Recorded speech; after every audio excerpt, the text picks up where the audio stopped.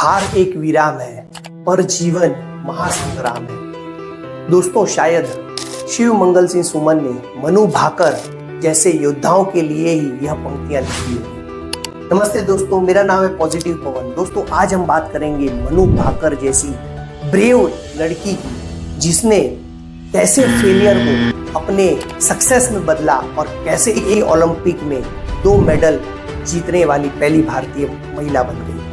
दोस्तों, जब 2020 में टोक्यो ओलंपिक के पहले मनु कॉमनवेल्थ गेम्स में गोल्ड जीतकर टोक्यो ओलंपिक पहुंची थी, तो पूरे देश की उम्मीदों का भार उसके कंधे पर था।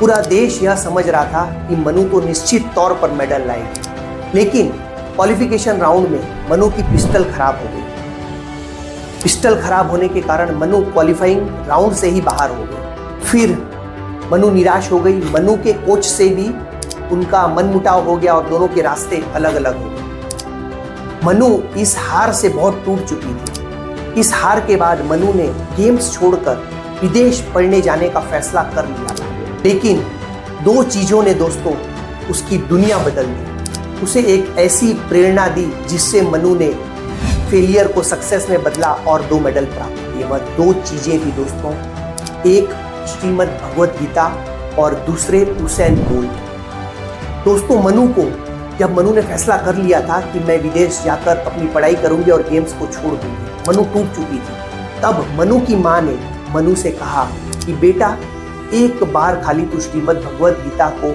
पढ़ ले, पढ़ने के बाद तुझे जो फैसला करना है वह फैसला करना, हम तेरे फैसले के साथ हैं। मनु ने अपनी माँ की बात सुनकर श्रीमद् भगवत गीता का अध्ययन किया। श्रीमद् भगवत गीता को पढ़ने के बाद श्रीमद् भगवत गीता ने उसे यकीन दिलाया कि खाली कर्म करना ही उसके हाथ में है, फल तो उसके हाथ में नहीं है, और उसे एक कॉन्फिडेंस दिलाया। और दूसरे उसेन बोल्ट की किताब पढ़कर उसे यह पता चला कि उसेन बोल्ट जैसा तेज रफ्तार वाला आदमी भी, इतना फेमस आदमी भी, इतना मोटिवेटेड आदमी भी, इतना मोटिवेटेड खिलाड़ी को भी रेस से पहले इतना प्रेशर होता था जितना मनु को भी गेम्स के पहले होता था। तो मनु को लगा कि यह प्रेशर तो सभी लोगों के जीवन का एक अंग है।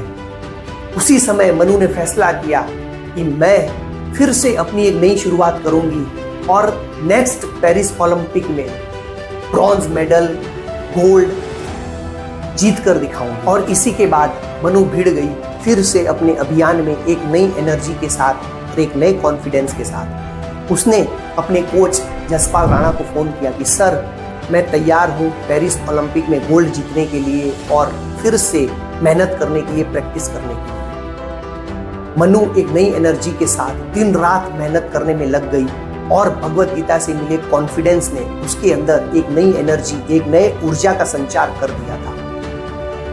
दोस्तों, मनु ने जो अपने कोच से, जो अपने मदर से वादा किया था कि मैं फिर से पेरिस ओलंपिक में मेडल जीत कर दिखाऊंगी, मनु ने वह वादा पूरा किया और एक नहीं 2 मेडल जीतकर वह पहली भारतीय बन गई, एक ही ओलंपिक में 2 मेडल जीतने वाली प्रथम महिला।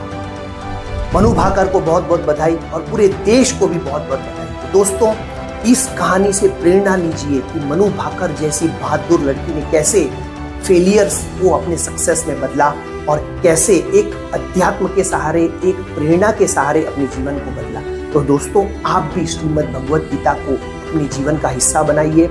ऐसे महान लोगों की ऑटोबायोग्राफी पढ़िए जिसमें उसने बताया है कि हम कैसे फेलियर से सक्सेस में बदले हैं। दोस्तों, देखिएगा कि आपका पूरा जीवन ही बदल जाएगा। Be positive, think positive, be the best version of yourself. जो करे वो बेस्ट करे। जय हिंद, हर हर महादेव।